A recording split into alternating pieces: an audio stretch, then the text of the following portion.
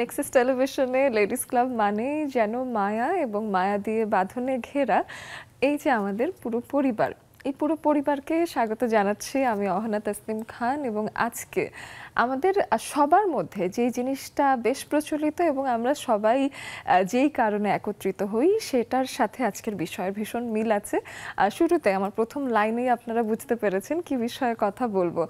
আজকের লেডিস ক্লাবে আমাদের বিষয় হলো মায়ার বাঁধন, এবং যেই বাঁধনে আমরা আসলে বেশ সেই কবে থেকে আমাদের আসলে যাত্রা শুরু, শুধুমাত্র মায়ার টানেই নানান রকম কাজ থেকে তোড়জোড় করে বাড়ি ফিরে ঠিক সন্ধ্যে 6টায় আপনি টেলিভিশনের সামনে এসে বসেন। মাঝে মাঝে অনেকে ভাবেন যে আমি তো বাড়িতে ফিরতে পারিনি, টেলিভিশন কোথায় পাবো। তো সেই ক্ষেত্রে নিজের ফোনটা খুলে আপনারা ফেসবুকে, ইউটিউবে আমাদেরকে খুঁজে নেন এবং সেখান থেকেই যুক্ত হন।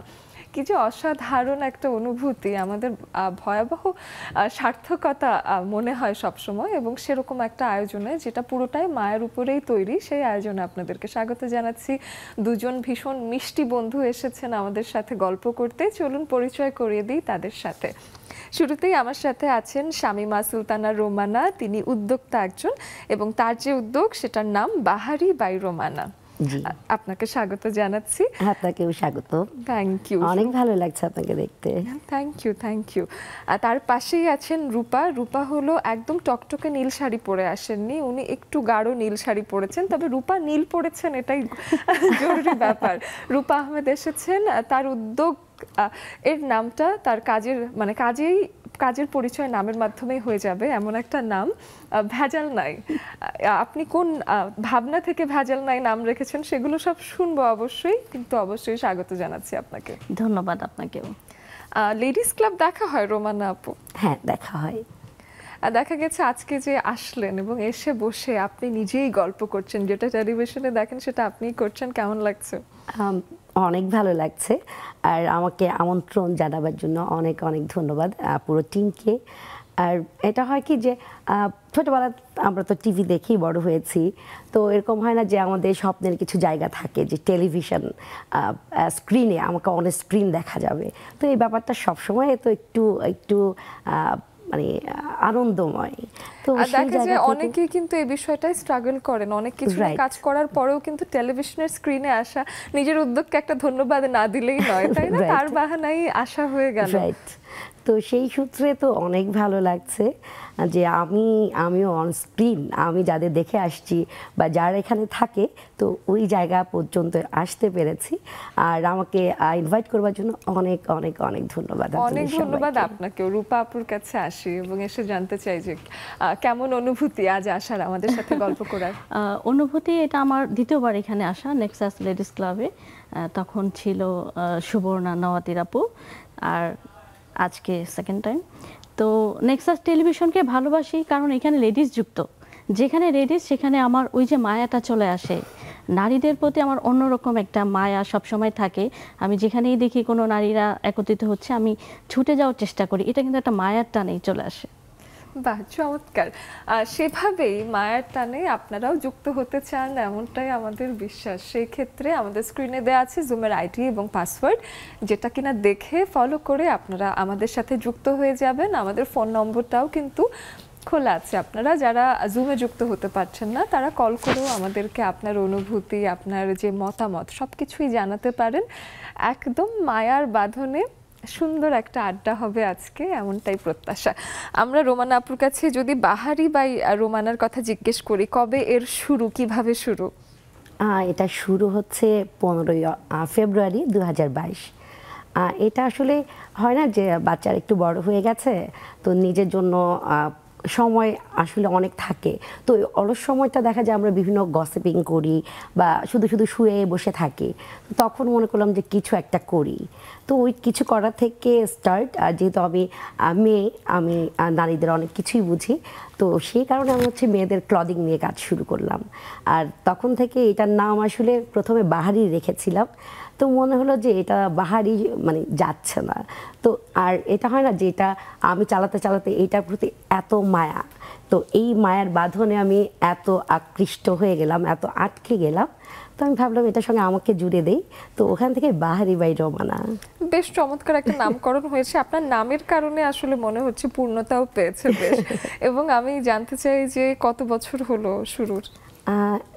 15 ফেব্রুয়ারি 22, আজকে 24, 2 আচ্ছা, বছর 2 হয়ে বছর গেছে। হয়ে গেছে, 2022-এ শুরু করেছেন এবং 2 বছরেই যেদিন প্রথম একটা অর্ডার আসলো কিরকম লাগলো? ও সেটা একটা অদ্ভুত অনুভূতি, মানে হয় না যে দেখা গেছে নারীদের জন্য তার সন্তান সবচাইতে প্রিয়, তো এটাও আমার একটা সন্তান হয়ে গেছে, কারণ এটা সব কিছু শুরু থেকে মানে আমি করছি, ইভেন পোস্ট করা সব কিছুই আমি, তো এরকম একটা মায়া তো এই থাকে না যে সন্তানদের একটা ভালো কিছু হলে অনেক ভালো লাগে। তো এটা যখন প্রথম অর্ডার আসলো আমি আসলে মানে এত উচ্ছ্বসিত ছিলাম যে কি করব, মানে কি করব। আমার একবার মনে হচ্ছিল ওনাকে ফোন দিয়ে বলি এই আপনি দিয়েছেন, মানে আমি খুব উৎফুল্ল ছিলাম যে চমৎকার। খুব ভালো লাগছিল। কি কি আছে আপনার আয়োজনে? এখানে মেয়েদের পাকিস্তানি, ইন্ডিয়ান, বাংলাদেশি সব টাইপের ড্রেস হবে, আর স্টিচ। আচ্ছা, মানে সেখানে শুধু ওয়্যার, লেডিস ওয়্যার আছে এবং শাড়ি না, কামিজ জাতীয় কাপড়গুলো আছে, বেশ চমৎকার। আমরা এবার আসি রূপা আপুর কাছে, এবং এই যে ভেজাল নাই কবে থেকে শুরু হলো? ভেজাল নাই হচ্ছে 2020 সাল থেকে শুরু, কোভিড টাইমে। তো যখন দেখলাম যে আসলে একটা কোভিড পিরিয়ডে যখন মানুষের যে মানে রোগ প্রতিরোধ ক্ষমতা বৃদ্ধির জন্য মানে যখন দেখলাম ঘিটা খুব প্রয়োজনীয় একটা জিনিস, মানে অথেন্টিক ফুড নিয়ে কাজ করার মূল মানে আমার সূত্রটাই ওইখান থেকে, যে আসলে আমরা যে এই যে অসুস্থ হয়ে পড়ি, আসলে আমরা ভেজালযুক্ত খাবার খাই। তো দেখা যায় যেই সময়টা আসলে আমাদেরকে অসুস্থ হওয়ার কথা তার আগে আমার বয়সের আগেই হয়ে যাচ্ছে। তো এগুলো চিন্তা করে তখন আমার মনে হলো যে এমন একটা কাজ করি যেটা একটা সার্ভিসের মতো হয় এবং মানুষের কাজে লাগে এবং ভালো একটা খাদ্যপণ্য যেন আমি দিতে পারি। আমি তখন মূল শুরু করলাম ঘি নিয়ে, ঘি, সরিষা তেল আর মধু, এই 3টা প্রোডাক্ট নিয়ে মোটামুটি শুরু করলাম। এটা তিনটাই কিন্তু বেশ স্বাস্থ্যকর এবং স্বাস্থ্যকর এবং মানে তখন কোভিডের সময় মানুষ কিন্তু অনেক অসুস্থ হয়ে পড়ছিলেন, এবং আফটার কোভিড যখন রিকভারি টাইম, সেটার জন্য আসলে প্রচুর স্বাস্থ্যকর ঘরোয়া খাবার দাবার খুব দরকারি ছিল সেই সময়টা। তো এগুলো মানে এগুলো চিন্তা করে, আর আমার বাড়ি সিরাজগঞ্জ, তো ঘিটা একদম আমার খালা, দুঃসম্পর্কের খালা, উনি তৈরি করে এবং ঘিটা এত অথেন্টিক। তো আমি যখন মানে ঘিটা নিয়ে ওনার সাথে কথা বললাম যে আমি এরকম সেল করব, আপনি তৈরি করতে শুরু করেন। তো করার পরে যখন ঘিটা আমি সাপ্লাই করলাম নিচ্ছে, তো দেখলাম যে সবাই জিনিসটা খুব ভালোভাবে গ্রহণ করছে এবং রিপিটেডলি নিচ্ছে আমার কাছ থেকে। তো আমার মনে হলো যে হ্যাঁ, এটা আমি ভালো একটা কাজ করতে পারছি, একটা মেন্টাল স্যাটিসফ্যাকশন সেটা আমার চলে আসছে। এবং তখন প্রথমে ঘি, তারপর সরিষার তেলটা নেই। সরিষার তেলটা আমার শ্বশুরবাড়ি টাঙ্গাইল, আমাদের আবার প্রচুর জমি, তো ওখানে সরিষাটা হয়। তো ওখানে আবার ভাঙালে যেটা হয় যে কোনো আলাদা কোনো টাকা দিতে হয় না, সরিষার তেলটা নিয়ে ওটা ভাঙালেই হয়ে যায়, ওদেরকেও কোনো পে করতে হয় না। তো আমার দেখা যায় ওই করার সময় যে কস্টিং আর হচ্ছে ইয়েটা যেটা যাতায়াত যেটা, হ্যাঁ ট্রান্সপোর্ট যেটা, ওইটা খরচে মোটামুটি হয়ে যায়। তো আমি একদম চিপ রেটে দুইটা জিনিসই এতটাই চিপ রেটে সেল করি যে যেই দামটা শুনে নিয়ে যায়। এবং খাওয়ার পরে, এবং আমি গ্যারান্টি দিয়ে বলতে পারি যে আপনি যে কোনো খাবারে আমার ভেজাল নাই ঘিটা যদি 1 চামচও দেন, তার টেস্ট শতগুণ বেড়ে যাবে এবং আপনি নিজেই মনে করবেন যে একটা মজাদার খাবার তৈরি হয়েছে।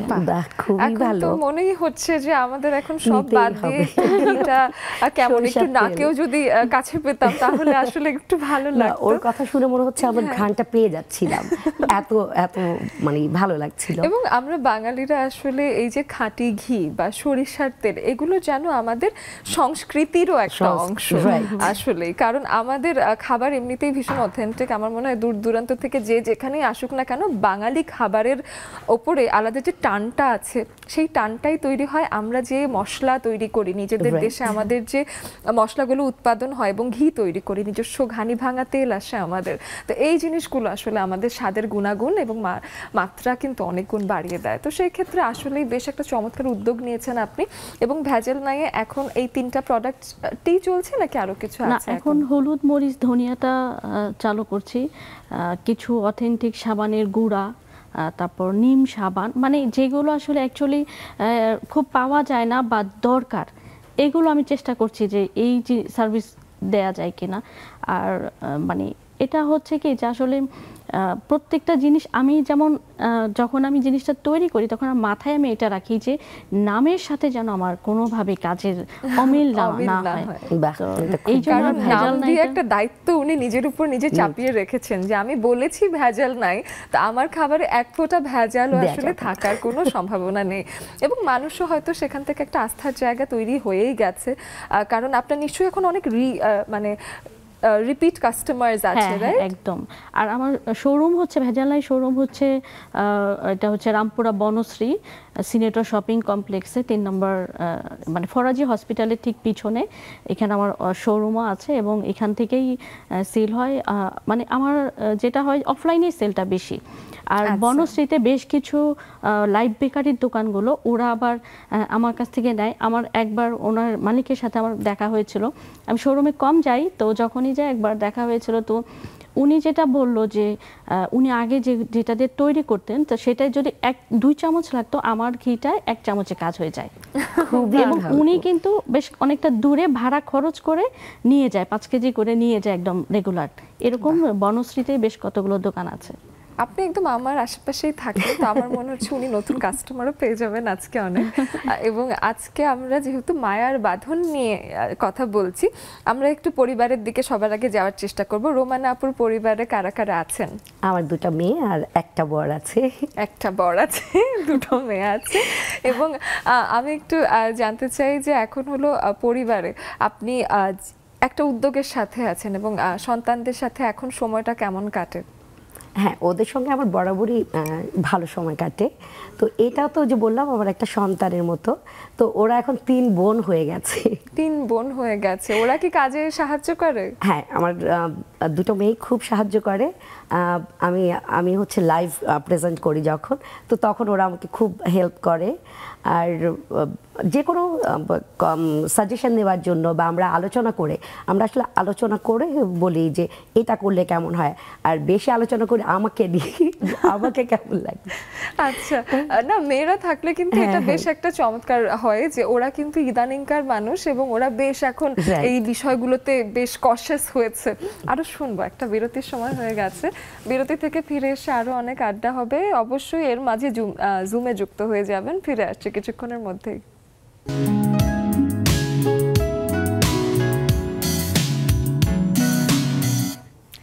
মায়া নিয়েই আমাদের জীবন এবং আমার মনে হয় মায়ার উপরই ভিত্তি করে টিকে আছে অনেক অনেক অনেক সম্পর্ক।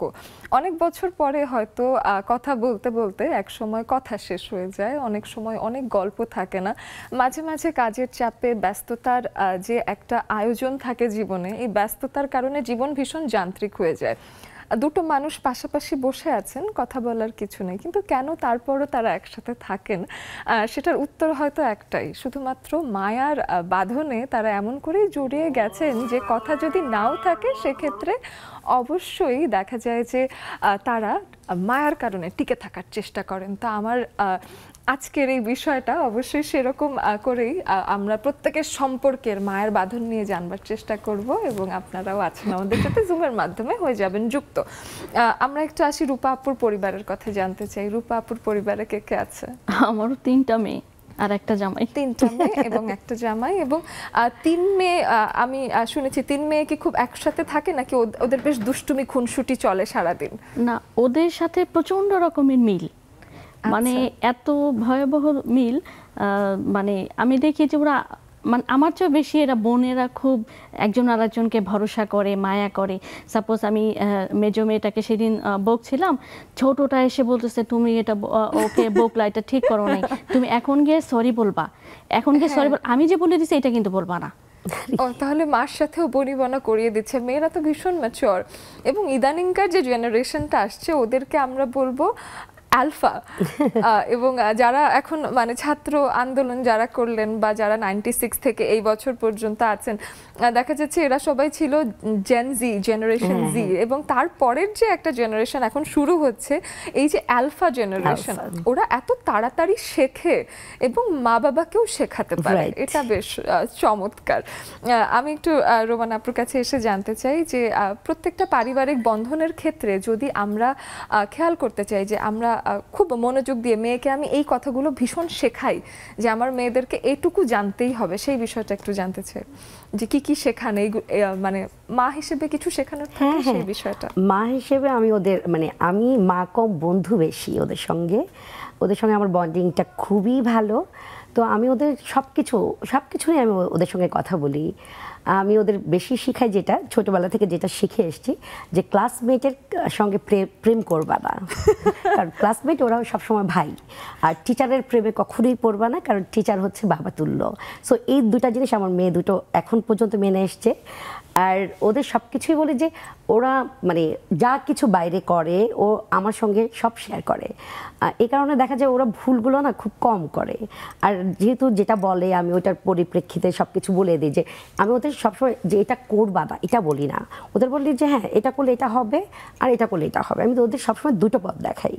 তো ওরা দেখা গেছে যে আলটিমেটলি আমি যেই পথে যেতে বলে বাবা মারা ওই পথেই যায়, আলহামদুলিল্লাহ। এই ব্যাপারটা আমার অনেক ভালো লাগে। আর মেয়ে দুটা না মানে কেমন জানো মানে এত ভালোবাসে আমাকে, এটা আমি খুব এনজয় করি। মানে তারা মা বলতে মা মানে মায়ের সঙ্গে দেখেন মায়া, তো ওরা মায়ের সঙ্গে এত মায়ার বন্ধনে আবদ্ধ। তো এটা অনেক সংসারে হ্যাঁ থাকে, অনেক সংসারে আমি দেখেছি। ইভেন আমার বোনের সঙ্গে এই আপু একটু আগে বলেছেন যে বোনের সঙ্গে বোনের যে মায়া, তো ওরকম বোনের সঙ্গে আমার বোনের মায়াটা খুব বেশি ছিল। আমার মেয়েদেরও একই ব্যাপার। ওরাও কিন্তু মাঝে মধ্যে দেখা যায় যে ওরা দুই বোন খুব খুনসুটি করছে, হ্যাঁ খুব লাগে ওদের। আবার এত মিল মানে কাউকে যদি বকি ও তখনই কিছু বলে না, চুপ করে থাকে, পরে এসে বলে মা এইভাবে বলো না।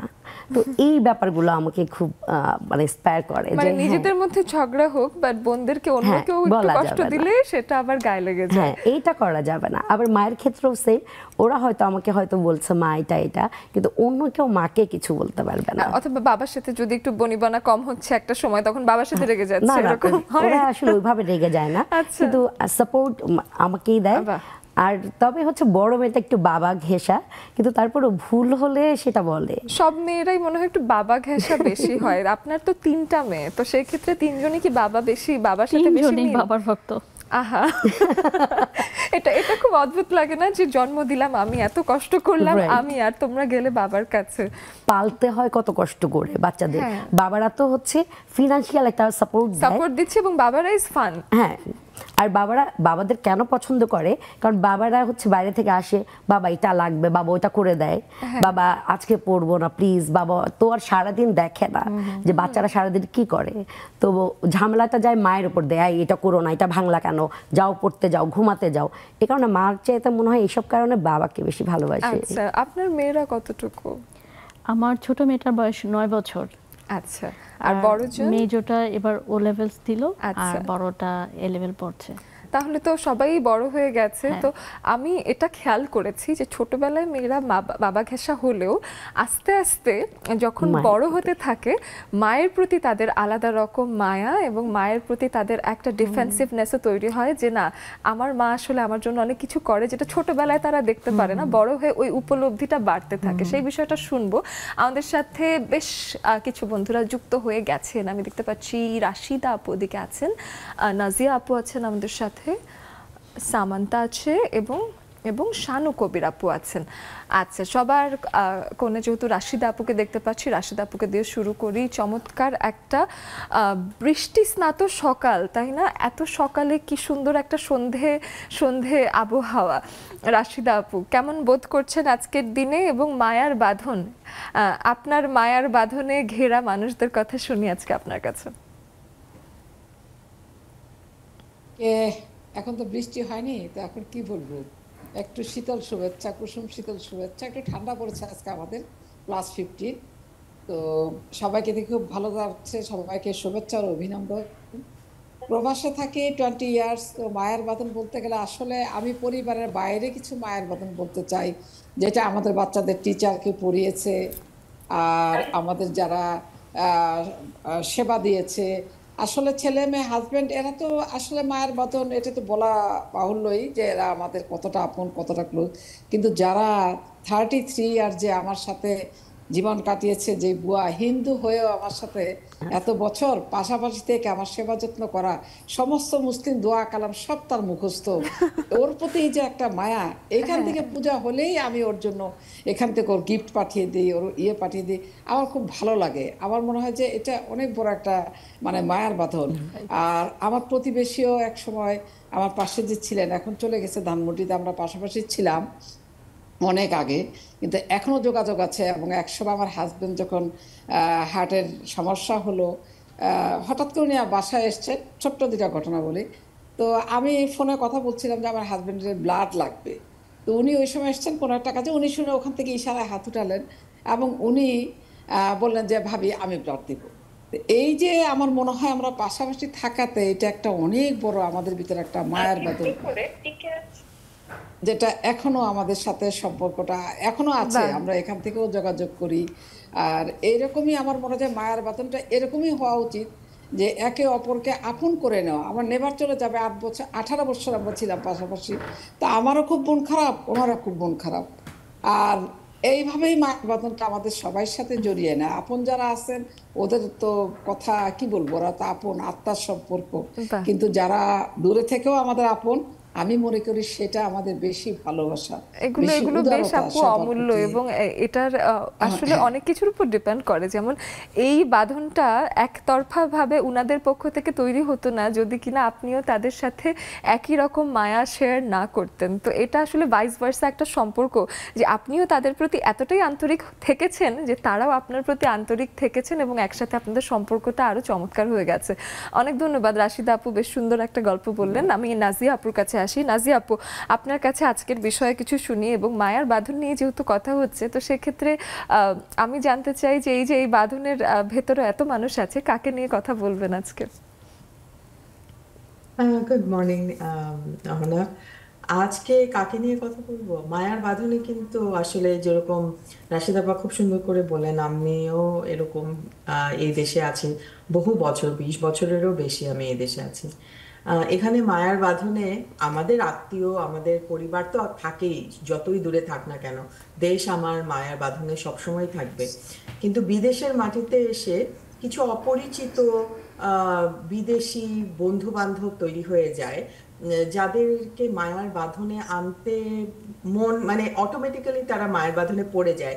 এখন যে চিন্তা করছি, আমার এক কলিগ, এক্স কলিগ ছিল, মেয়েটা চাইনিজ আমেরিকান আর কি।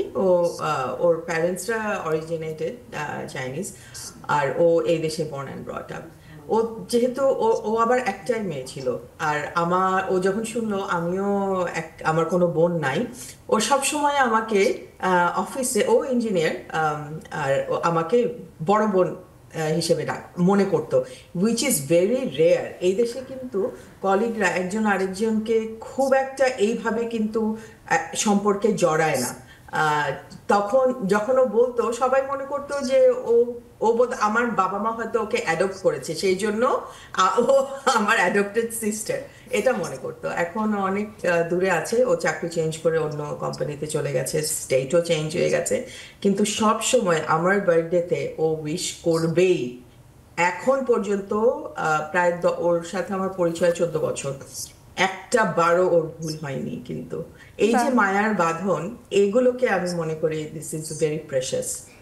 একদমই তাই। বেশ বেশ সুন্দর আসলে কিছু সম্পর্ক আছে যেগুলো নিয়ে কথা বললো আমার মনে হয় যে ওই যে থাকে না যে মনটা ভরে ওঠে, হার্ট একদম ফুলফিল হয়ে যায়, সেরকম একটা বিষয়। অনেক ধন্যবাদ নাজিয়া আপু। এদিকে সামান্তার সাথে একটু কথা বলে তারপর আবার স্টুডিওতে আসি। সামান্তা, আমি জানতে চাই তোমার জীবনে এখন সব থেকে প্রিয় মানুষকে?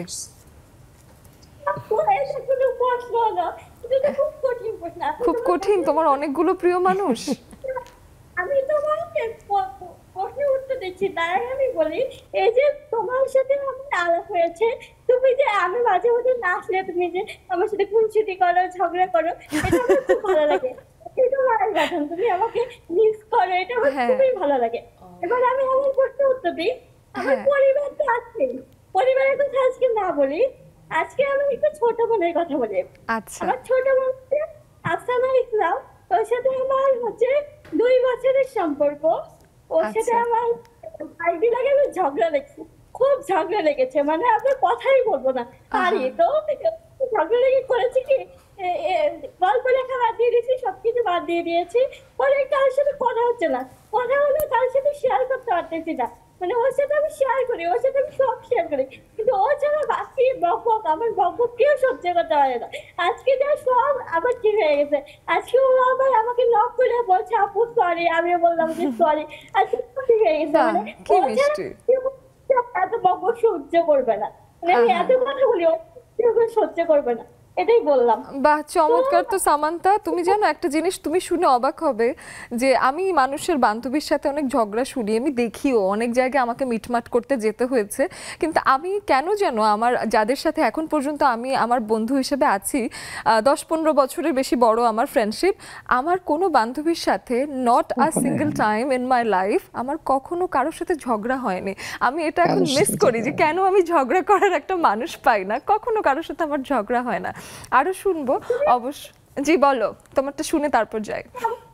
করবে সমস্যা কি? আমি নিজে নিজে গিয়ে ঝগড়া করব? আচ্ছা ঠিক আছে।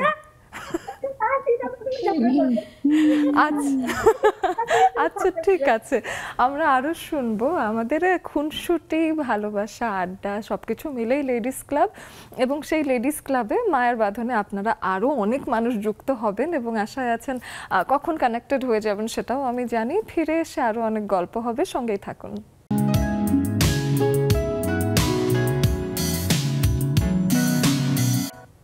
ফিরে আসলাম ছোট্ট একটা বিরতির পরে, এবং আজ অনেক অনেক বন্ধুরা আমাদের সাথে যুক্ত হয়েছেন মায়া এই বিষয়ে কথা বলতে। আমাদের বিষয়টা আপনারা জানেন, আমরা আড্ডা দেই এবং আমাদের স্টুডিওতে নতুন বন্ধুরা আসেন প্রতিনিয়ত, এবং সবার সাথেই আমরা গল্প করে একটা সুন্দর সম্পর্কেই আসলে জড়িয়ে থাকি। প্রতিদিনই নেক্সাস পরিবারে নতুন মানুষ যুক্ত হন। এই ভালো লাগা আসলে অসীম, এই ভালো লাগা প্রকাশ করার কোনো ভাষা আমাদের নেই। সেক্ষেত্রে আপনারা আরও অনেক বন্ধুরা যারা যুক্ত হয়ে যেতে চাচ্ছেন তারা যেটা করতে পারেন, নেক্সাস লেডিস ক্লাব লিখে ফেলবেন ফেসবুকে, একটা গ্রুপ আসবে, সেই গ্রুপে আপনারা যুক্ত হয়ে যেতে পারেন।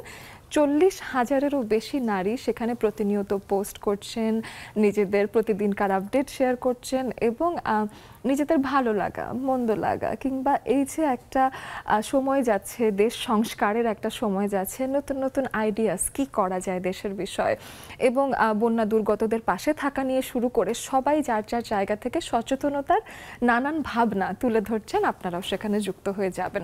আমাদের সাথে জুমে অনেক বন্ধুরা আছেনই, সেখান থেকে আমি একটু রূপা আপুর কাছে আরেকটা বিষয় নিয়ে জানতে চাইলাম তখন, যে আপুর কাছ থেকে প্রত্যেকটা মায়ের নিজের মেয়েদেরকে বলার কিছু উপদেশ থাকে। কেন থাকে সেটা আমি বলি, যে আমরা যখন বড় হতে থাকি আমরা অনেক কথা মানুষেরটা শুনিনি, জীবনের এক্সপিরিয়েন্স থেকে নিয়ে ভাবি যে যদি আবার 16-র দিকে ফিরে যেতে পারতাম, 12-র দিকে ফিরে যেতে পারতাম, তখন ছোট্ট আমাকে কিছু কথা বলা যেত। কিন্তু সেটা যেহেতু হয় না, নিজের ছোট ভার্সনগুলোকে কিছু বলার থাকে। সেই উপদেশগুলো কি হয় সেটা একটু রূপাপুর কাছে শুনি। আপু তো বললোই একটু আগে যে তোমরা হচ্ছে প্রেম করবা না, এটা হবে, ক্লাসমেটের সাথে করবে না, টিচারের সাথে করবে না।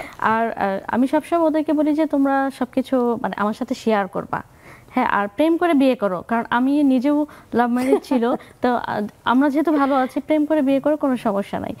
আর যেমন ছোটটাকে সবসময় বলি যে তুমি যখন ক্লাসে যাও, যখন টিফিনটা করো, আশেপাশে সবাইকে দিয়ে খাবা।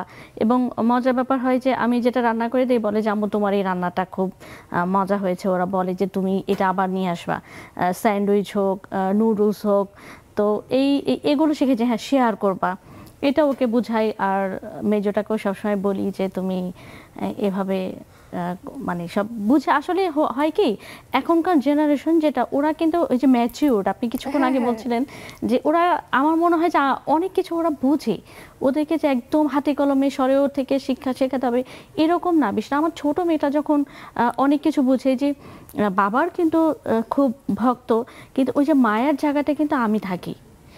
ও রাতের বেলা ঘুমাতে যাওয়ার আগে সব সময় ও আমাকে জড়াই ধরে একটা হাক করে একটা কপালে চুমু দিয়ে ঘুমাতে যায়, এইটা। তারপর আমি অনেক সময় আমি দেখা যায় সারাদিন বাইরে থেকে ক্লান্ত থাকি, আমি ঘুমিয়ে যাই, আমি কাঁথা টাথা কিছু নেই না, এসিটা চলে। আমার মেয়ে ছোটটা, যেটা 9 বছর, প্রত্যেক দিন রাতে একবার করে রুমে আসে এবং আমার গায়ে কাঁথাটা দিয়ে যায়। এটা আমি কিন্তু ঘুম ভাঙিয়ে আমার তো কি ভালো লাগে, আমি ইচ্ছা করে এই জন্য গায়ে কাঁথা দিই না, যে ও আসবে এবং আমার গায়ে কাঁথাটা দেবে। এই যে এটা মায়া, এই মায়াটা কিন্তু ও মাকে করে। আর এই মায়াটা যে এটা যে কি ভালো লাগার একটা ফিলিংস, এটা আসলে বোঝানোর মতো ভাষা নাই। আর পৃথিবীটাই কিন্তু একটা মায়ার জায়গা। আপনার ছোট থেকে বড়, ঘর থেকে বাইরে, একটা ব্যবসা হোক, সব কিছু মায়ার বন্ধনে কিন্তু আবদ্ধ থাকে যে কোনো কিছু। আর আমরা মায়ার টানেই কিন্তু আটকে যাই। অনেক সংসার দেখেন আপনার হয়তো হাজব্যান্ড ওয়াইফের মধ্যে বনিবনা হচ্ছে না, কিন্তু সংসার করে যাচ্ছে আজীবন। কেন যাচ্ছে? ওই একটা মায়ার কারণে, সন্তানের প্রতি মায়া, সংসারের প্রতি মায়া, ওই একটা সম্পর্কের প্রতি যে মায়া। এগুলো মায়া কিন্তু অনেক অনেক কঠিন একটা ব্যাপার, অনেক অনুভূতির একটা ব্যাপার। মায়া জিনিসটা আমার মনে হয় পৃথিবী মানে বিশাল একটা সেক্টর, যে মায়া কি জিনিসটা। মায়াটা যখন মানুষের ভিতরে থাকবে না, তখন কিন্তু মানুষ আসলে মনুষ্যত্ব বোধ থাকবে না, মানে মানুষ হিসাবেও আমার মনে হয় যে তাকে বলা যাবে না। একটা দেশে সংহতি, শৃঙ্খলা, শান্তি যা কিছুই প্রতিষ্ঠা হচ্ছে না কেন, তার পেছনে যদি একটু যাওয়া যায়, মানুষের ভিতরে এখনো হয়তো মায়া নামের কিছু মনুষ্যত্ব এখনো বাকি আছে, যে যদি একটা খারাপ কাজ হয় আরো 10 জন মানুষ তাদের যে মানবিক গুণাবলী আছে সেটা নিয়ে এগিয়ে যান। এই যে বন্যার একটা সময় যাচ্ছে এবং বেশ কিছু এলাকা কিন্তু এফেক্টেড হয়েছে, সেক্ষেত্রে নোয়াখালী, ফেনী, লক্ষ্মীপুর, এটা ছাড়া চট্টগ্রামের বেশ কিছু পার্বত্য অঞ্চল, কুমিল্লার বেশ কিছু অঞ্চল, এত ভয়াবহ, সিলেটেও হচ্ছে। এবং এত ভয়াবহ বন্যা, ওনারাও বলছেন যে এত বছর হয়ে গেছে, গত 50 বছরেও হয়তো ওনারা এত ভয়াবহ বন্যা দেখেননি। এবং সেখানে মানুষের ভেতরে মানুষের প্রতি যে মায়া, ভালোবাসা আছে, সেখান থেকে এত ছোট ছোট ছেলে মেয়েদেরকে আমরা দেখলাম তারা ত্রাণে এসে কন্ট্রিবিউট করলো, তাদের 3-4 বছরের জমানো টাকা দিয়ে গেল পর্যন্ত। মানে মায়া, 10 টাকা যদি কেউ পাচ্ছেন সেটাও তিনি দিচ্ছেন, তার কাছে আছেই হয়তো 20 টাকা, তিনি 10 টাকা দিয়ে যাচ্ছেন একটা জায়গা থেকে। তো এই মায়াটা একটা পৃথিবীকে এবং একটা দেশকে কিন্তু একসাথে শৃঙ্খলাবদ্ধ হিসেবে একসাথে রাখে।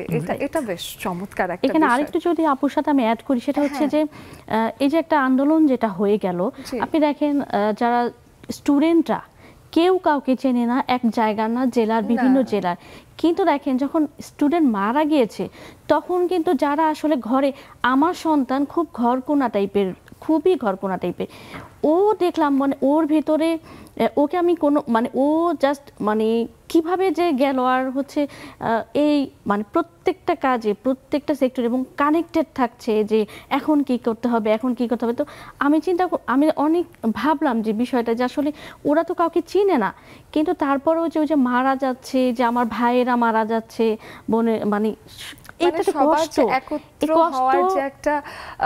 প্রয়োজন, সেটা তারা তখন ফিল করেছে। এবং কষ্টটা এবং মায়াটা কিন্তু আমি ওদের চোখে মুখে দেখলাম, যে আমার ভালো লেগেছে বিষয়গুলো। কিন্তু তারা জানে যে ওরা আমাদেরই একজন। প্রাইভেট ইউনিভার্সিটির ছেলেরা হয়তো কোটা নিয়ে অতটা মাথা ব্যথা করে না, তারপরে যখন দেখেছে যে পাবলিক ইউনিভার্সিটির ছেলেমেয়েরা, ওদেরই বয়সী ছেলেমেয়েরা তারা আহত হচ্ছে, তারা একসাথে আন্দোলন করছে, ওরা সেই প্রয়োজনটা অনুভব করেছে যে না, এটা আসলে আমাদের সবারই আসলে লড়াই এবং আমাদের সবাইকে একত্রিত হতে হবে।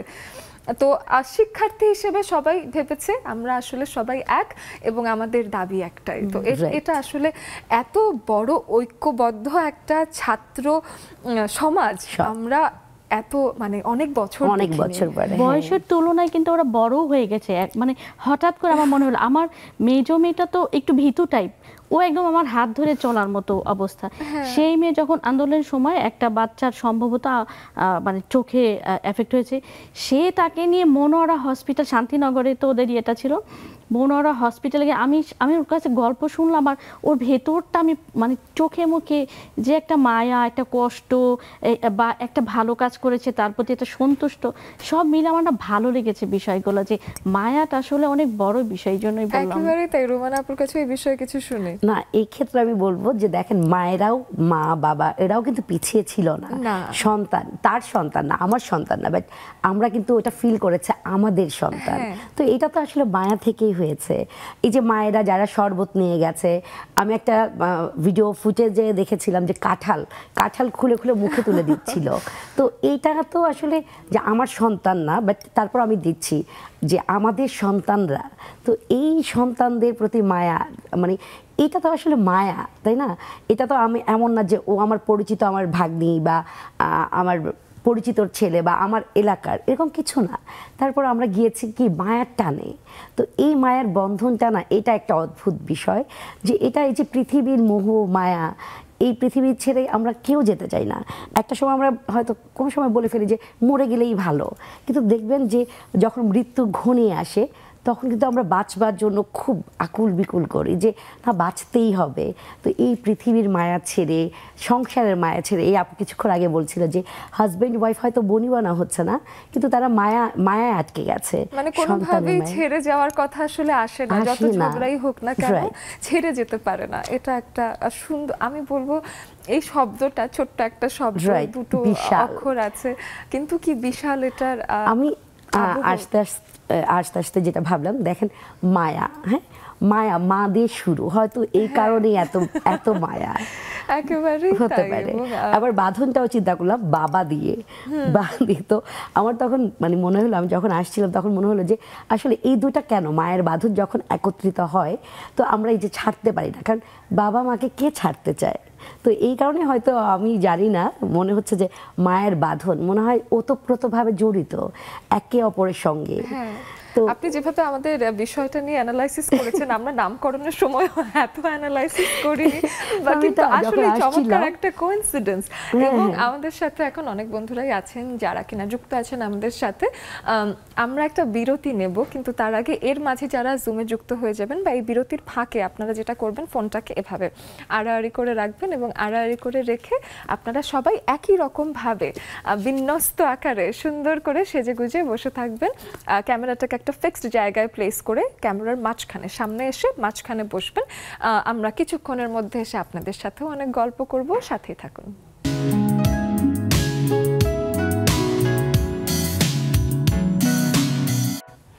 আপনারা আছেন তাই আমরাও আছি। পুরো 1.5 ঘন্টার এই আয়োজনে আমরা কিন্তু একেবারে মাঝামাঝির পর্যায়ে চলে এসেছি। এখনো যদি অনেকে যুক্ত হতে চান কিন্তু যুক্ত হননি, তাহলে কিন্তু দেরি হয়ে যাবে, একেবারেই দেরি করা যাবে না। স্ক্রিনে দেওয়া আছে জুমের আইডি এবং পাসওয়ার্ড, যেটা ফলো করে আপনারা চলে আসবেন আমাদের সাথে আড্ডা দিতে।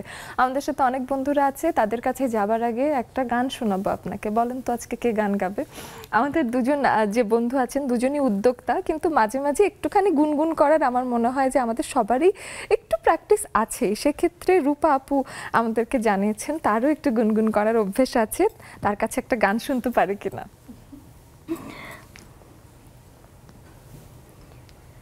আসবার কালে আসবার কালে কি জাত ছিলে, এসে তুমি কি জাত নিলে, কি জাত হবা যাবার কালে, সে কথা ভেবে বলো না, জাত গেল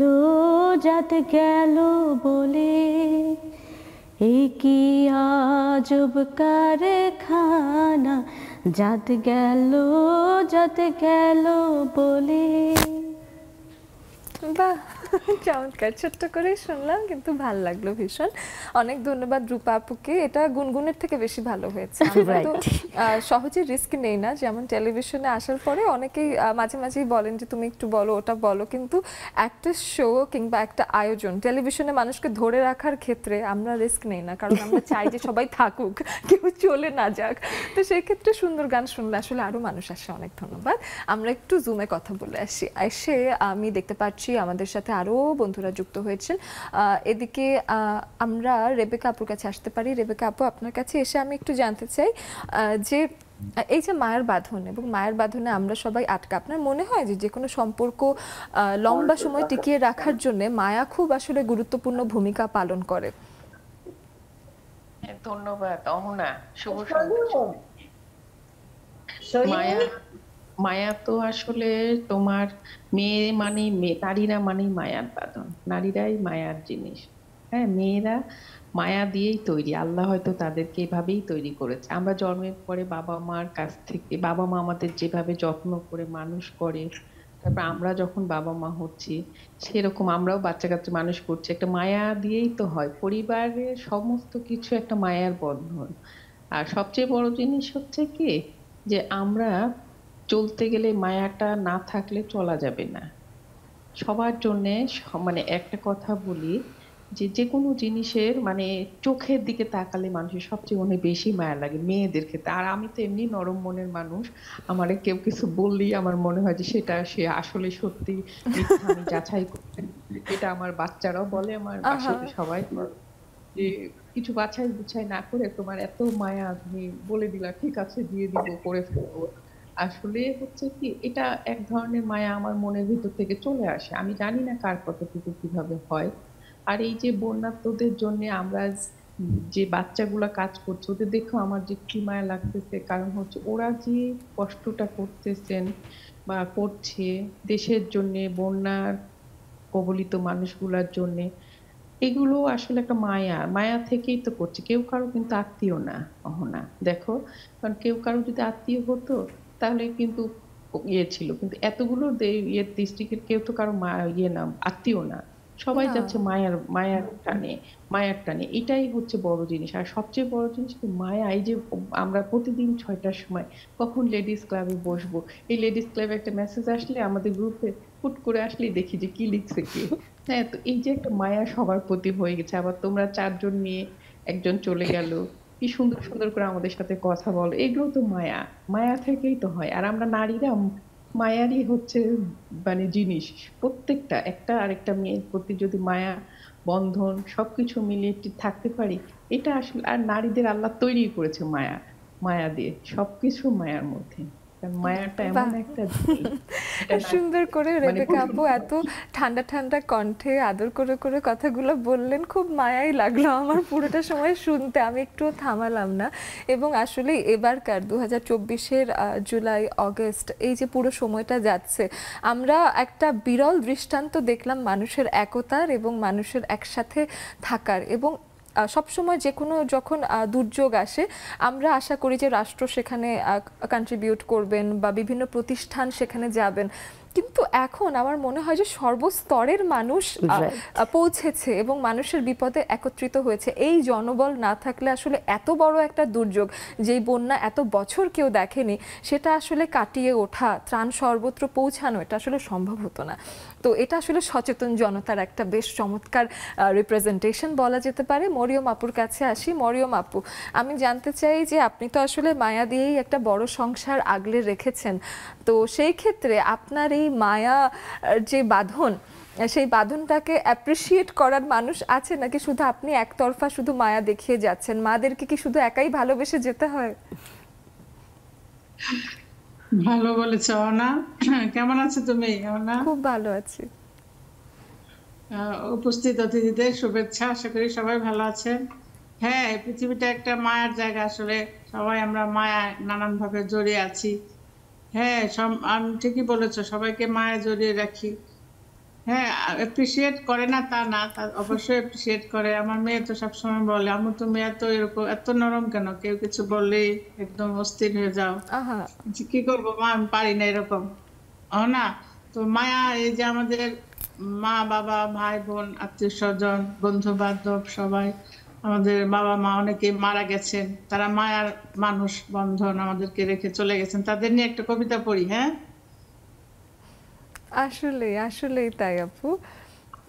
হ্যাঁ, কবিতার নাম আমার যা উড়ে যা মন রে আমার, যা উড়ে যা মন রে আমার, কোথায় যাবি যা, ইচ্ছে ঘুরি দিয়ে মরি যেথায় খুশি যা, উড়াল পাখি হতে পারিস, ঘাস ফড়িংও হতে পারিস, স্বপ্ন ভ্রমণ আর তো নয়, চোখ মেলে আজ দেখলি না হয়, সব কিছু ছাড়িয়ে সব বাধা পেরিয়ে এমন কোথাও যা, মায়ের সাথে হয় না কথা সেই কবে থেকে, মদিনায় শুধু ঘুমিয়ে থাকেন বেহেশতের সুখ নেই, বাবাও আর জাগে না কেন, ভোর হয়ে যায় কত, দুলা ভাই আর রিমন ভাগ্নে অনেক আদরের সবাই জানে, হারিয়ে গেল কোথায় তারা, জানে বুঝি সন্ধ্যা তারা, বড় ভাই আর মেঝো ভাই অনেক দিন দেখা নাই, মসজিদের আশেপাশে দেখবে তাদের মুখটি হাসে, কেমন আছেন দাদা দাদু আর নানা নানু,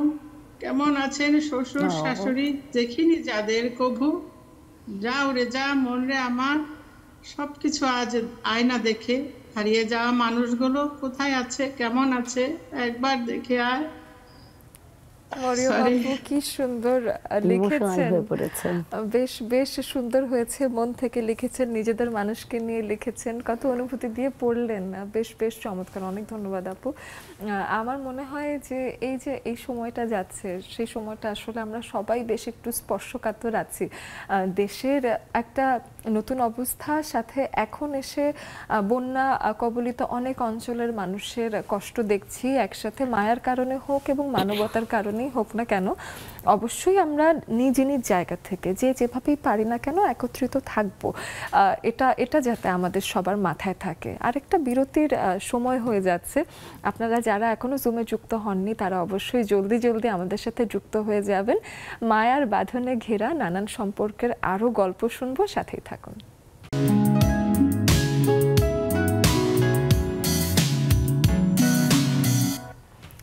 মায়ার বাঁধন নামে একটা সিনেমা 1997 সালে হয়েছিল, এটা আবার ভারতীয় বাংলা একটা সিনেমা। সেখানে আমার কাছে মনে হয় কি পুরনো নানান রকম সিনেমার ভেতরে আমার কাছে মায়ার এই বহিঃপ্রকাশটা বেশ চমৎকার লাগে। আমাদের নিজস্ব সিনেমা মায়ার সংসার আছে এবং দেখা গেছে সালমান শাহ অভিনীত বেশ কিছু সিনেমাতে আমরা দেখেছি একটা পরিবারের বন্ধন আসলে কেমন হয়। সেই সিনেমাগুলোর একটা অভাববোধ থেকে হলেও এখন যেহেতু বাস্তববাদী সিনেমা বেশি করা হয় এবং জীবনের জটিলতা নিয়ে বেশি কাজ করা হয়, সেই ক্ষেত্রে এত জটিলতার ভেতরে আমরা মাঝে মাঝে যখন পুরনো ছবিগুলোতে ফিরে যাই তখন দেখা যায় কি যে আগের সিনেমাতে পারিবারিক বন্ধনের যে দৃষ্টান্ত দেখানো হতো এবং এই যে একটা সুন্দর বনিবনা এবং একটা পরিবারের এক মানুষের সাথে আরেকটা মানুষের যেই অটুট একটা বন্ধন দেখা যায়, সেই বিষয়টা আসলে এখন আমরা ওই সিম্পলিসিটিটা আমরা ভীষণ মিস করি। এমন কোনো ঘটনা আছে কিনা আপনাদেরও যদি মনে পড়ে, আপনারা অবশ্যই আমাদেরকে জানাতে পারেন যে আমার আসলে এই সিনেমা বা অমুক নাটক বা ওই একটা টেলিছবি দেখে মনে হয়েছিল যে না আসলে বন্ধন মানে হয়তো এটাই। সেটা অবশ্যই আমাদেরকে জানাতে পারেন, নিজের জীবনের নানান অভিজ্ঞতাও শেয়ার করতে পারেন। আমরা এই পর্যায়ে এসে আরেকটু জুমে কথা বলে তারপর স্টুডিওতে আসি। আমরা আসি স্বপ্না আপুর কাছে, অনেকদিন পরে স্বপ্না আপুকে দেখছি। স্বপ্না আপু, আপনার কাছে এসে আমি একটু জানতে চাই, মায়ার বাঁধন ছিঁড়ে আপনি মাঝে মাঝে যখন থাকেন না তখন কোথায় থাকেন? হ্যাঁ, ধন্যবাদ তোমাকে অনেক। আসলে আমার মা একটু অসুস্থ, তো যার জন্য আম্মুকে একটু সময় দেই, এই জন্য আমার জুমে আসা হয় না ঠিক মতন। তো আমি কিন্তু প্রোগ্রামটা টিভিটা ছেড়ে আমার এই মায়া মায়া আপুদের চেহারাগুলো দেখি, তোমাকে দেখি, সুবর্ণা, তারপরে অহনা, তারপর আবার যে নাদিয়া আপু, সবাইকেই দেখি। আর আজকের যে স্টুডিওতে রূপা আছে ওর সাথে কিন্তু আমার রং নাম্বারে পরিচয়। যখন শুনলাম ও আমার এলাকা তখন ও আমার ননদ হয়ে গেল, বুঝছো। তারপর আমাদের একটা চারটা আড্ডা হলো, সেই আড্ডাতে ওকে দাওয়াত দিলাম, ও আসলো। আর আমাদের নেক্সাসের মনে অনেকেই ছিল, সেই প্রোগ্রামে ফাহিম আপু ছিল, ওরে তো আমি লাস্যময় সুন্দরী বলি, ও ছিল। তো সেখানে দেখো অল্প পরিচয়ে রূপার সাথে আমার একটা মায়ার বন্ধন হয়ে গেছে। আমাদের সম্পর্কটা এখন ভাবি ননদের মতন। তো দেখো 2 দিনের মানে ক্ষণিকের দেখা, 1 ঘন্টাও না, মানে কয়েক সেকেন্ডের মধ্যে রূপা কিন্তু আমাকে আপন করে নিছে, আমিও কিন্তু রূপার আপন করে নিছি। সংসারটাও কিন্তু আমাদের এইভাবেই চলে, মায়া মমতা দিয়ে। তারপর শ্বশুর শাশুড়ি থাকে, বাবা মা থাকেন, ভাই বোন থাকে, দেবর ননদ থাকে, আমরা সবাই সবাইকে কিন্তু ভালোবাসি, সবাই সবার প্রতি শ্রদ্ধাশীল হই, তাই না? এভাবে কিন্তু আমাদের সংসার জগৎটা চলে। আসলে তাই আপু, স্বপ্না আপু অনেক ধন্যবাদ। এদিকে আরেকটা বিষয় আছে খুব মাথায় আসলো, যে আগের দিনে শুনেছিলাম রং নাম্বারে প্রেম হতো, টেলিফোনে রং নাম্বারে নানান রকম ভাবে মানুষের আসলে সম্পর্ক হয়ে যেত, সেখান থেকে বিয়ে হয়ে গেছে, এমনও কত ঘটনা আছে। এদিকে রং নাম্বারে ইদানিং বন্ধুত্ব হচ্ছে, এটা বেশ চমৎকার। মিষ্টি আপুর কাছে আসি। মিষ্টি আপু এদিকে আছেন, তাকে একটু আনমিউট করতে হবে এবং তার কাছে এসে আমি জানতে চাই যে মায়া এবং যদি দেশমাতৃকার উপর মায়া থাকে এবং নিজের পরিবারের প্রতি মায়া থাকে, একটা লম্বা সময় ধরে যদি আমরা নির্দিষ্ট আমাদের এই দেশে বা একটা পৃথিবীতে সাস্টেইন করতে চাই, মায়া জিনিসটা আসলে কিভাবে আমাদেরকে সারভাইভ করতে হেল্প করবে বলে আপনার মনে হয়? ধন্যবাদ আপু, সবাইকে শুভেচ্ছা। মায়া তো মায়াই, আমাদের পৃথিবীর জন্মই হলো আমাদের মায়ার মাধ্যমে এই পৃথিবীটা সৃষ্টি করেছে আল্লাহ তাআলা ভালোবেসে, আমাদের আশরাফুল মাখলুকাত আদম আলাইহিস সালাম মায়াস করে হাওয়া আলাইহিস সালামকে সাথে করে পৃথিবীতে পদার্পণ করেছেন। আর মায়া যদি না থাকতো আমার মনে হয় পৃথিবী থাকতো না আপু। আর স্টেইন করতে হলে দেখেন মায়া যদি না থাকে, আমরা যেখানেই থাকি অনেক সময় অপরিচিত মানুষ অনেক আপনের চেয়ে আপন হয়ে যায়। এই বন্ধনটা তো মায়েরই বন্ধন আপু। এই যে আমরা সমাজবদ্ধ জীব, সবাই একতা ভাবে বাস করি, পাশের যে পর মানুষকেও আপন করে নিতে হয়, এটা মানুষের স্বভাবজাত বৈশিষ্ট্য। মায়ার জন্য এগুলো সম্ভব। এই যে আমাদের কাজে যে সহায়ক হেল্পিং হ্যান্ড, তাদেরকে আমরা কি মায়াটা করি, এই মায়া একটা আমাদের ভিতরের একটা প্রকৃতি এবং এটা বড়ই সুন্দর, বড়ই পবিত্র। আসলে তাই ছোট্ট জীবনে আমাদের জীবনে ভালোবাসা পূর্ণ থাকুক। তাই আমি বলতে চাই, ভালোবাসা যতই বড় জীবন তো বড় নয়, তোমায় নিয়ে হাজার বছর বাঁচতে বড় ইচ্ছে। বাহ, চমৎকার চমৎকার আপু, বেশ চমৎকার। একটু লাইনে প্রবলেম হচ্ছে বলে নিয়ে নিতে হচ্ছে। আর হাসিনা আপুর কাছে আসি। বেশ বেশ বেশ খুবই সুন্দর হয়েছে। হাসিনা আপুর কাছে এসে এখন জানতে চাই আজকের বিষয়, আপুর কাছেও শুনতে চাই যে এই যে একটা বড় কমিউনিটি গড়ে তোলা এবং সবার সাথে, নারীদের সাথে নারীদের বন্ধুত্ব, মায়ার বাঁধন আসলে কতটা গুরুত্বপূর্ণ? আসসালামু আলাইকুম আপু, শুভ সন্ধ্যা, অনেক ধন্যবাদ। এই যে মায়ের বাঁধনের জন্যই তো এখানে বসে পড়ি, এই অপেক্ষায় থাকি কখন 6টা বাজবে, বুঝছো? কতগুলা বন্ধু এখানে সব মায়ের বাঁধনে আটকায় আছে। এবং নেক্সাস টেলিভিশনের নেক্সাস লেডিস ক্লাব একদম অন্তরের অন্তঃস্থল থেকে একটা মায়ের বাঁধন তৈরি করে দিছে, যেটা হচ্ছে এখানে বসে আনন্দ, ভালো লাগা, মন্দ লাগা, তারপরে হচ্ছে অনেক কিছু শিখার, জানার, নিজে বলি, শুনি অনেকটা। এবং এখান থেকে অনেকেই অনেক কাজের সন্ধান পায়, বুঝতে পারে যে আমি আসলে অন্ধকারে নিমজ্জিত ছিলাম, এই আপা এটা করতেছে, ওই আপা এটা করতেছে, আমিও তো চাইলে করতে পারি। এই যে এদের একটা আন্তরিকতা থেকে, ভালোবাসা থেকে এই মায়াটা কিন্তু বের হয়ে আসতেছে। এবং ওইটা সে যদি একদম আঁকড়ে ধরে ওইটাকে ভালোবেসে কাজ শুরু করে, অনেকেই কিন্তু এরকম অনেক কাজ শুরু করছে এবং করতেছে। এখান থেকে মানুষ অনেক ইন্সপায়ার হয়। এই যে একটা মায়ার একটা বন্ধন এবং এরকম একটা মানে কি বলবো, এরকম সুন্দর একটা প্ল্যাটফর্ম তৈরি হয়েছে এই মায়ার বন্ধনের কারণেই হচ্ছে আজকে এটা 40,000-এর উপরে সদস্য আমাদের সংযোগ আছে এখানে। সবাই কেউ জুমে বসতেছে, কেউ টিভিতে দেখতেছে, কেউ টিভিতে দেখতেছে না, আবার যখন সময় পাচ্ছে। আমি কিন্তু যখন একটু দেখতে পারি না ওইটা কিন্তু আবার দেখি বসে, যখন ফ্রি থাকি না তখন আবার এটা দেখি যে কে কি বলছে, আজকে কে কে জয়েন হয়েছে, বুঝছো? খুব মিস করি যদি বসতে না পারি কোনো কারণে। এই মায়ার বন্ধনটা যেন এরকমই অটুট থাকে, আমরা যেন এরকমই থাকি। আসলে তাই। অনেক ধন্যবাদ আপু, অনেক ধন্যবাদ, সুন্দর করে বললেন। আমি একটু স্টুডিওতে আসি, তারপরে আবার যাব। একটা বিষয় সবাই বলছেন যে পরিবারের বাইরেও কিছু সম্পর্ক হয়ে যায়, মায়ের সম্পর্ক, এবং এগুলো না আমাদের অনেক লম্বা সময় ধরে কাছে থাকে, অবাক করা সম্পর্ক সেগুলো। আর রোমানা আপুর কাছে শুনি এমন কোনো সম্পর্কের কথা। ওরকম হলে আমি আমার বন্ধুদের কথা বলবো। আমার হচ্ছে 2021-এ কোভিড হয়েছিল। জি।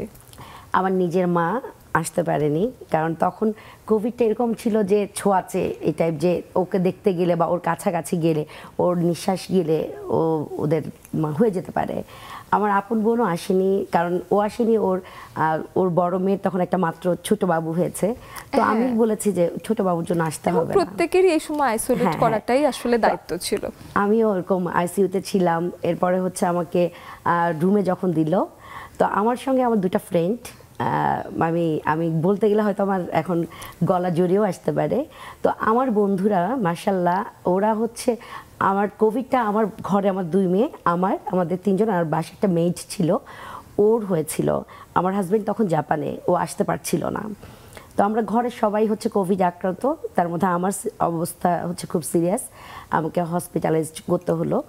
তো তখন হচ্ছে আমার বন্ধুরা হসপিটালে 2 জন নিয়ম করে থাকছিল, একজন সকাল থেকে সন্ধ্যা, একজন সন্ধ্যা থেকে মানে সকাল। তো ও কিন্তু আমার বেডেই ঘুমিয়েছে। যখন আমি প্রথমে তখন তো খুব রাশ, হসপিটাল বেড পাওয়া যায় না, তো আমি একটা শেয়ারিং রুম পেলাম প্রথমে। তো ওইখানে একই বেডে ও আমার সঙ্গে ছিল, এবং ও সারা রাত দেখতো আমি হাত পা খুব ব্যথা করতো, ও সারা রাত না ঘুমিয়ে আমার হাত পা টিপে দিত। আমার মানে খারাপ লাগতো যে না, আমার হাত পা টিপছে, ও ঘুমাক, কিন্তু আবার মনে মনে চাইতাম যে দেখ, কারণ আমি তো অসুস্থ। আর আরেকটা বান্ধবী যে ছিল, তার মধ্যে যে এখানে জয়েন হচ্ছিল লিমা, আপনারা দেখছিলেন ও হয়তো একটু Struggle আসতে করছে, পারছিল না, হ্যাঁ ও ছিল সারা রাত এবং ও এই সেবাটা দিয়েছে। আরেকটা বন্ধু যে ছিল সকাল থেকে সন্ধ্যা পর্যন্ত, ওর বাসায় তখন ওর ছোট 2টা বাচ্চা, ওরাও তখন কোভিড আক্রান্ত, ও ওদের দেখাশোনা করে এসে সারাটার সময় আমার সঙ্গে থেকেছে। বাহ। সো এইটা আমি কিছুতেই ভুলতে পারবো না। আমি যদি বলি সৃষ্টিকর্তা অবশ্যই হায়াত রেখেছে বলে আমি বেঁচে আছি, বাট এই দুজনের সেবা আমি মানে অনেক অনেক ধন্যবাদ, বেশ বেশ আর চমৎকার। শুধু এটাই না, জি। ওরা কি করেছে, আরো বন্ধুরা আছে আমার, ওরা যারা আসতে পারেনি, ওরা হচ্ছে আমার বাসায় নিয়ম করে 3 বেলা খাবার আমার বাচ্চাদের খাইয়ে দিয়ে আবার ওগুলো পরিষ্কার করে রেখে তারপর আসতো। তো এই সার্ভিসটা, এটা মনে করেন নিজের মানুষ না হলে পারা যায় না, কিন্তু ওরা একেবারে করেছে তাই। বন্ধুর ভালোবাসায়, মায়ায়, এই বাঁধন। তো এই বন্ধনটা আসলে আমি তাদের কি বলে সুক্রিয়া, যেটা এটা আমি শেষ করতে পারি না। ওদের প্রতি কৃতজ্ঞতায় আমার মাথা সবসময় নয়ে আসে। বাহ, চমৎকার আপু, অনেক ধন্যবাদ। আমরা রূপা আপুর কাছে আসবো, তার আগে কানিজ অরুণিমার সাথে একটু ছোট্ট করে কথা বলে আসি। কানিজ অরুণিমা, তিনি তার সন্তান সহ আমাদের সাথে যুক্ত হয়েছেন। আমি একটু তার মায়ার বাঁধনে ঘেরা সংসার, সেটা নিয়ে একটু শুনে আসছি তার কাছ থেকে। অরুণিমা আপু। শুভ সন্ধ্যা, আসসালামু আলাইকুম। অহনা, তোমাকে অনেক মিষ্টি লাগছে। অনেক ধন্যবাদ আপু। হ্যাঁ, এটা হচ্ছে আমার মেয়ের তো বিয়ে হয়েছে, এটা আমার মেয়ে না, এ হচ্ছে আমার দেবরের মেয়ে। আচ্ছা, বাহ, ওই একই। ওর নাম হচ্ছে মালিহা। আমার আমার আমার এরকম লাগে যে আমার পরিবারের সব বাচ্চা আমাকেই মামা বলে, তো সব আমার সন্তান, এরকমই মনে হয় আমার। হ্যাঁ, তো ওর খুব ইচ্ছে ওকে একটু টিভিতে দেখাবে, তো সেই জন্য ও আমার সঙ্গে আজকে এসেছে। আমি আজকে বাসায় না, আমি আজকে এসেছি আমার মাকে দেখতে। আমার মা খুব অসুস্থ, জি, আমি সেখান থেকে কথা বলছি। আচ্ছা, আন্টির জন্য অনেক অনেক শুভকামনা, অনেক দোয়া করছি আন্টি যাতে তাড়াতাড়ি সুস্থ হয়ে যান, এবং স্বপ্না আপুর আম্মুর জন্য অনেক দোয়া করছি। এদিকে আমাদের একটা ব্রেকের সময় হয়ে গেছে, এসে বাকিদের সাথে কথা বলবো অবশ্যই। ফিরে আসছি ছোট্ট একটা বিরতির পর।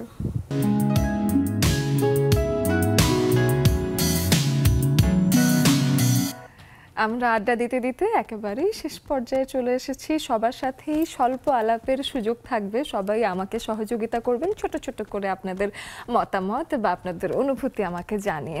আরেকটা বিষয় নিয়ে আসি, রোমান আপুর কাছে যেটা শুনলাম যে তার পরিবারের বাইরে গিয়ে কিছু বন্ধনের কথা, একই বিষয় রূপা আপুর কাছে শুনি।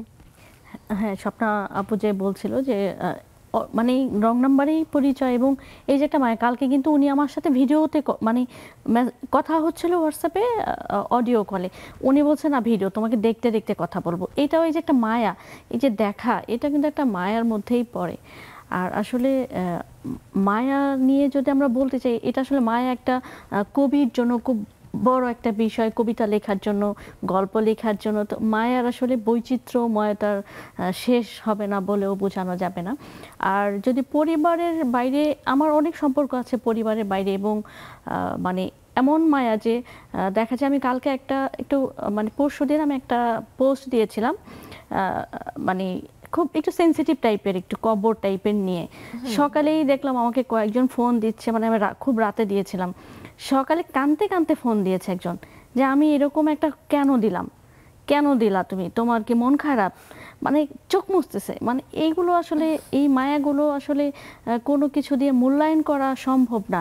আর এই মায়াগুলো পৃথিবীতে যতদিন থাকবে ততদিন পৃথিবী বেঁচে থাকবে, এটাই মনে হয়। আর বাইরের সম্পর্ক অনেক সময় হয় কি, রক্তের সম্পর্কের চেয়ে কিন্তু আপনার হচ্ছে আত্মা, মনের সম্পর্ক, মায়ার সম্পর্কগুলা কিন্তু একদম দীর্ঘদিন টিকে যায়।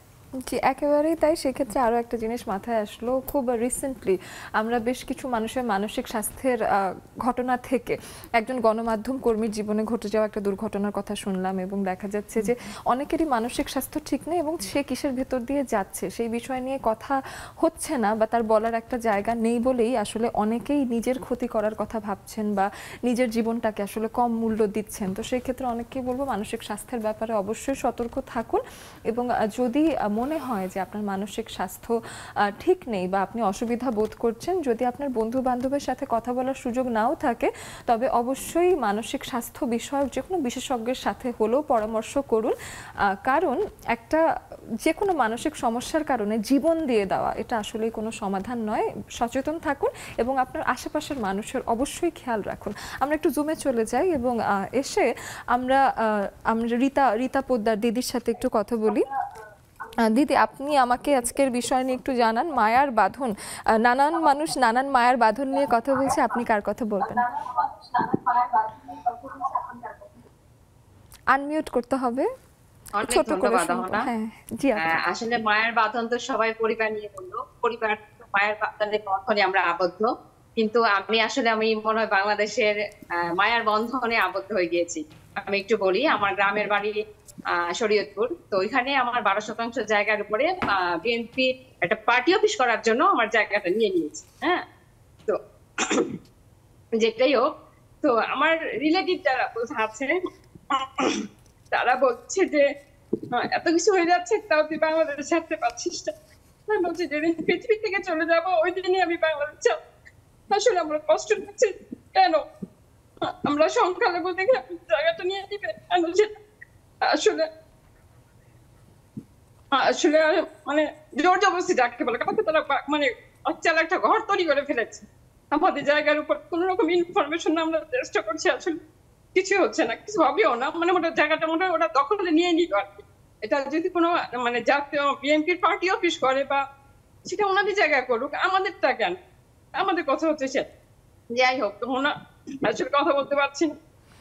রীতা দিদি, আমি আসলে আপনার প্রতি সহমর্মিতা জানাই এবং যেই ঘটনা হয়েছে সেটা আসলে ভীষণ অপ্রত্যাশিত।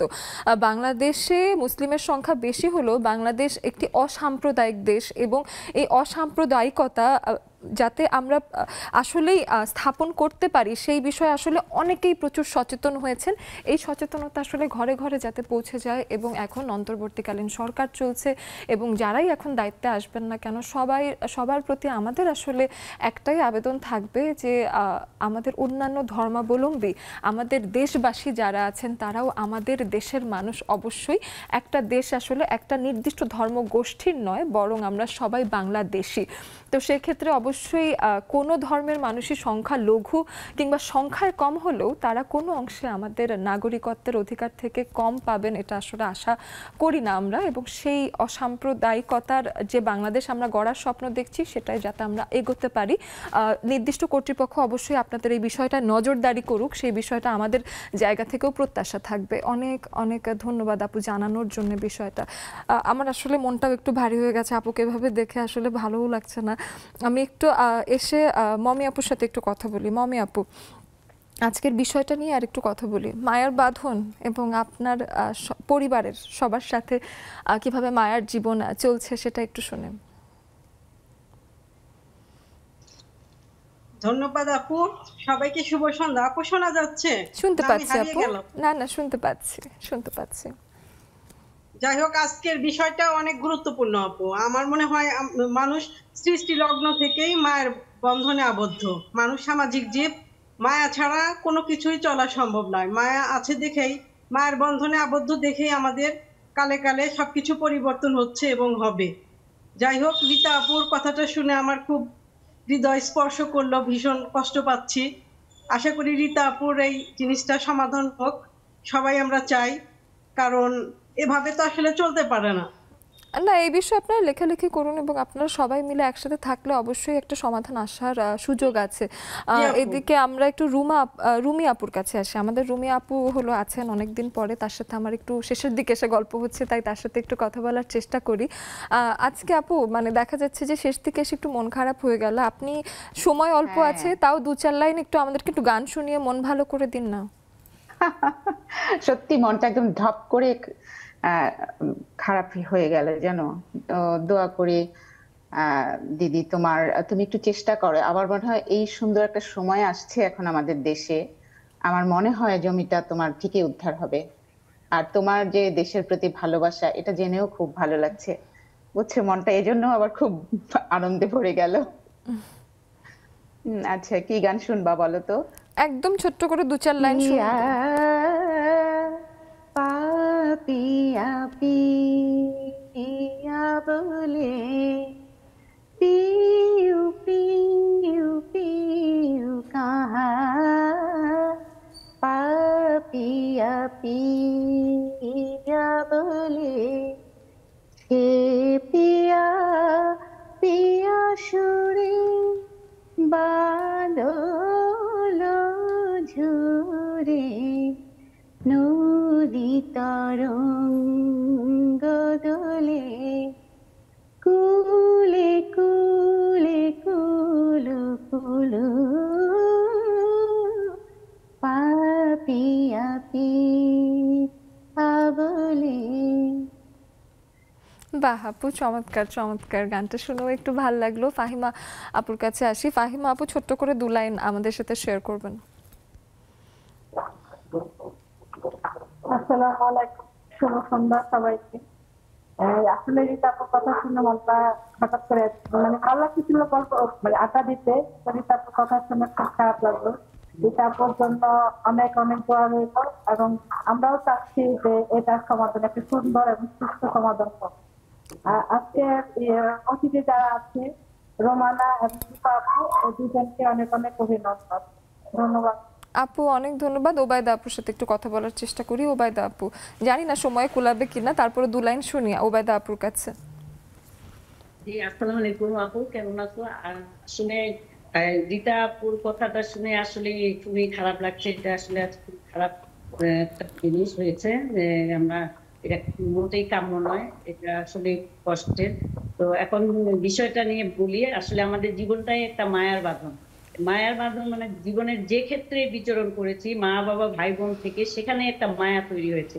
অফিস আদালত, যেখানে মানে আত্মীয় স্বজন, এখন যুগের জন্য এই যে লেডিস ক্লাবের জন্য যে একটা মায়া, শত কাজ, শত মানে ব্যস্ততা, মেহমান, আত্মীয় স্বজন সব বাদ দিয়ে আমরা এই জুমে বসি শুধু সবার সাথে মজার মজার কথাগুলো শোনার জন্য আর এই জ্ঞান অর্জন করার জন্য। যে অনেক ধন্যবাদ ওবায়দা আপু। ইভ, ফারহানা, নার্গিস আপু এবং খুকু আপুর সাথে আজকে কথা হলো না। আমি আগামী পরশু দিনও আসবো এবং এসে আপনাদের সাথে গল্প করব। অবশ্যই আগে আগে আপনাদের সাথে কথা হবে যাদের সাথে কথা হলো না।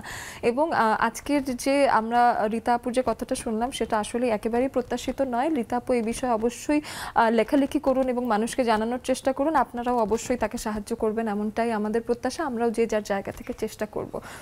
একদম শেষ মুহূর্তে চলে এসেছি, দুজনকেই বিদায় জানিয়ে দিতে হচ্ছে। অনেক ধন্যবাদ আসার জন্য।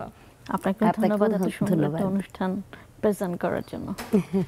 বন্ধুরা, আজকের আয়োজনে আমরা সম্প্রীতির কথা বলছি, আমাদের মায়ার বাঁধনের কথা বলছি, পারিবারিক বন্ধনের কথা বলছি, এবং যাতে এই বন্ধন অটুট থাকে। একটা দেশের প্রয়োজনে দেশের সর্বস্তরের মানুষ পৌঁছে যাচ্ছেন এবং সবভাবে বন্যা দুর্গত এলাকা এবং যারাই বিপদে আছেন না কেন সবাইকে সাহায্য করবার চেষ্টা করছেন।